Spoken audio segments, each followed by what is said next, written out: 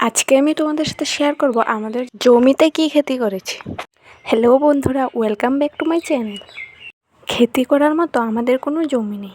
বাড়ির চারপাশের ফাঁকা জায়গাগুলোতে আমি কিছু না কিছু লাগিয়ে থাকি।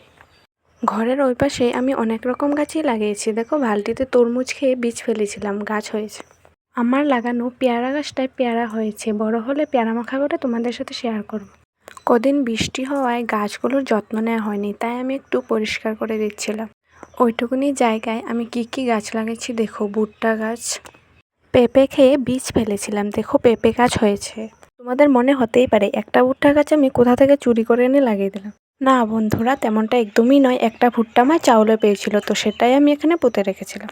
যদি ভুট্টা হয় তো তোমাদের সাথে শেয়ার করব। গাছ লাগাতে আমার অনেক ভালো লাগে, সেটা ফুল গাছ হোক কিংবা শাক সবজি। তোমাদের দেখানো সবগুলো গাছ আমার লাগানো। আসছি নেক্সট ভিডিও নিয়ে। টাটা বন্ধুরা।